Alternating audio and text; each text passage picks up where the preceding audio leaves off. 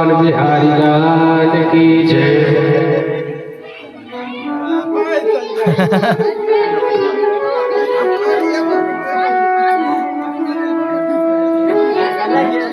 तो बड़ा ही सुंदर भाव, यह भाव सुनने योग्य है। ऐसा सुंदर भाव है। आज मेरे कन्हैया ने सोचा कि आज मैं तो ऐसी कुछ अटपटी बात कहूंगा कि 5 बाल बच्चे भी हो गए तो आज तक रुक्मणी जी के चेहरे पर गुस्सा नहीं देखा। और आज मैं उनको गुस्सा करना है, चाहे कुछ भी हो जाए, आज ऐसी बातें ही करूंगा। अब बताओ, ये भी कोई बात होती है पत्नी को गुस्सा करने के लिए? इसीलिए तो कन्हैया अटपटे हैं। लेकिन प्रभु के मन में आ गई तो आ गई। अरे आज रुक्मणी जी महल में जैसे ही भगवान शांत जाकर के बैठ गए, कुछ नहीं बोले और अपने मुखमंडल को लटका लिया, उदास कन्हैया। मोर पंख लेकर के पंखा झला रही। कन्हैया ने सोचा ऐसी अटपटी बात कहूं जिसमें क्रोध आ जाए। तो आज मेरे गोविंद ने जैसे ही रुक्मणी की ओर देखा तो रुक्मणी जी बोली, कहने लगी, भगवान मैं आपसे कुछ पूछ सकती हूँ? कहिए। बोले, आज आप उदास क्यों हैं? कन्हैया बोले, कोई खास बात नहीं है। अरे कोई तो बात है। आज आप उदास क्यों हैं? उदासी का कारण क्या है? तो मैंने कभी आपके चेहरे पर उदासी नहीं देखी, आज मैं उदासी देख रहा। किसी ने कहा, नहीं कोई खास बात नहीं है। रुक्मणी जी बोलती है, कहती है, बात तो जरूर है। सुनिए। रुक्मणी जी बोली कि मुझसे यदि कोई अपराध हो गया है या मुझसे कुछ गलती हो गई है, बताइए ना, मुझसे क्या गलती हुई है? कृष्ण बोले, एक यदि गलती हो तो बताएं। गलती पर गलती पर गलती पर गलती करती गई, तब मैं आपकी कहां तक गलती बताऊं? अब चिंता हुई रुक्मणी जी को। रुक्मणी जी बोली, क्या गलती हुई भगवान? यदि मुझसे कोई गलती हुई तो बताइए, मैं उसमें सुधार करूंगा। मेरे प्रभु ने रुक्मणी जी से कहा कि राजपुत्री पिता भूपेलो को पाल विधोते महानुभावे श्री मद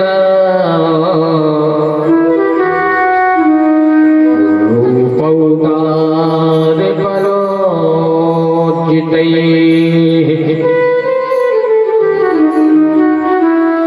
श्री कृष्ण कहते हैं, रुक्मणी जी सबसे पहले गलती तो आपने ये की कि जो आपने मुझसे विवाह कर लिया।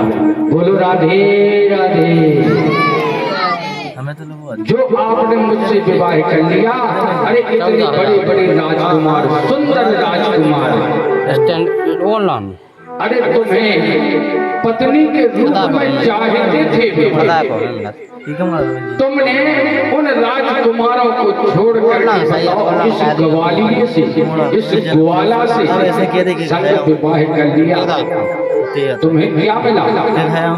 बोलो ना। रुक्मणी के चेहरे की तरफ देखते हैं कि गुस्सा आया है कि नहीं आया। फिर तुम कहोगे, अजी मैं तो विवाह बिल्कुल नहीं करती करती, सही है, सही है, सही। लेकिन इसलिए कर लिया कि आप बड़े वीर हैं। अरे यहाँ भी गड़बड़ है, काहे का वीर कि राजेभ्यो बिभ्रतः सुप्रो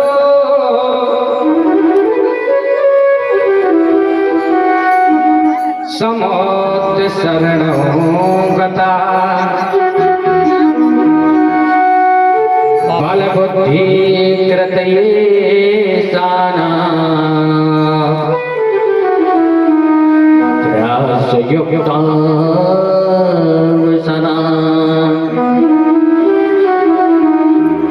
अरे देखो मेरे बराबर डरपोक भी आदमी इस दुनिया में नहीं होगा। बड़े बड़े राजाओं के डर के मारे में इस बीच समुद्र में रहता हूं कि यहाँ पर कोई आएगा नहीं मुझसे बोलने के लिए। समुद्र के बीच में वास करता हूं और मेरे ऐसा डरपोक व्यक्ति से विवाह करके आखिर तुम्हें क्या मिला? रुक्मणी जी ने कोई जवाब नहीं दिया। प्रभु ने देखा, अजी तुम कहोगी कि मैं तो बिल्कुल विवाह नहीं करती, इसलिए विवाह कर लिया कि तुम देवकी नंदन हो। यहाँ भी गड़बड़ है। कोई देवकी नंदन कहता है, कोई यशोदा नंदन कहता है,